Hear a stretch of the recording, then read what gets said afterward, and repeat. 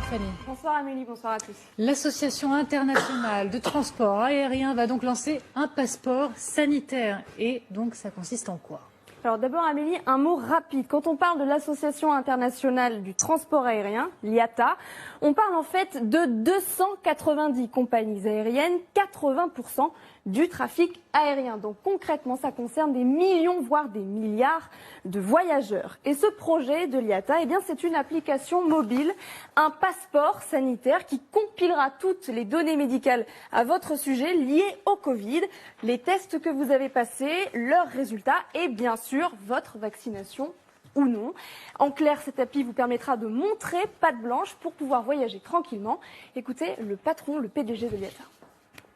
Nous développons une app pour certifier tout ça, parce que dans le fond, une chose importante, c'est de donner du confort aux passagers, mais aussi au gouvernement des pays d'accueil, qu'on ne transporte pas le virus. Et donc pour ça, on a prévu une app qui va gérer le flux d'informations depuis le centre de vaccination ou le centre de test jusqu'aux passagers et ensuite éventuellement à la compagnie aérienne et au gouvernement qui aura imposé des règles d'entrée. Alors officiellement, cette application ne vous obligera en rien à vous faire vacciner, mais certaines compagnies aériennes ont déjà franchi le pas. Exemple Qantas, compagnie australienne qui a déjà prévenu il y a quelques jours qu'elle refuserait de transporter les passagers non vaccinés. Alors certains médecins s'en alarment, s'y opposent, s'opposent même au principe d'un passeport sanitaire. Écoutez le professeur Fontanier. J'y suis pas favorable parce que, 1, ça va être très compliqué. 2, vous allez avoir des faux passeports sanitaires qui vont se créer à gauche et à droite. 3, on crée un précédent qui est quand même grave parce que on est en train de se dire, d'accord, passeport sanitaire pour la Covid, mais pourquoi pas passeport sanitaire pour le VIH, pourquoi pas passeport sanitaire pour etc., etc. Vous voyez un peu le précédent qu'on est en train de créer. Donc, à titre personnel, j'y suis pas favorable. L'autre crainte, c'est de créer une société à deux vitesses, deux catégories de citoyens, les vaccinés et les non vaccinés, qui n'auront plus forcément les mêmes droits et qui ne se croiseront plus. Écoutez Gilbert Deray. Aucun pays dans le monde, avec ce qu'on vient de vivre, n'acceptera, s'il a contrôlé la Covid-19, ce qui va arriver, qu'un pays, quel qu'il soit, vienne sans être sûr qu'il ne lui rapporte pas la Covid. C'est fini ça.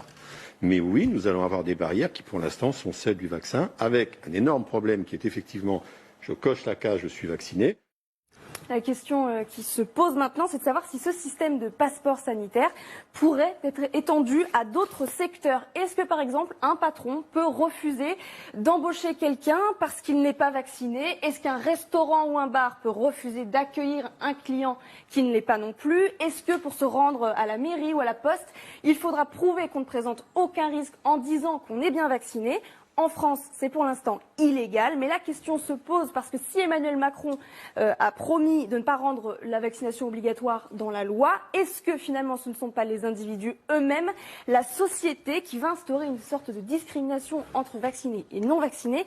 C'est en tout cas le risque que pointe notre éditorialiste Jean-Michel Apathy. Écoutez-le. Moi, ça me fait marrer parce qu'évidemment, le vaccin ne sera pas obligatoire, mais enfin, il sera fortement conseillé. Je l'ai souvent dit, mais vous dirigez un restaurant, vous avez 10 employés, vous n'allez pas dire aux employés, vous êtes libre de vous vacciner. Vous allez leur dire, si tu veux travailler, tu te vaccines. Enfin, la politique ne peut pas déclarer les choses obligatoires, mais la société va le faire à sa manière. Alors question d'autant plus Amélie que ce système de laissez-passer sanitaire, il existe déjà en Chine. Il ne prend évidemment pas encore en compte la vaccination, mais l'état de santé global des Chinois. Ce système, c'est ce fameux QR code vert, jaune ou rouge qui témoigne du risque que vous présentez ou non de faire circuler le virus. Le code vert est devenu pour les Chinois un sésame indispensable, la clé pour entrer dans les transports publics, les espaces publics. Peut-on imaginer que ce code vert ne soit ensuite attribué plus tard qu'aux personnes vaccinées? Eh bien, c'est une possibilité. Merci beaucoup Fanny et merci comme tous les soirs aux équipes derrière ce travail.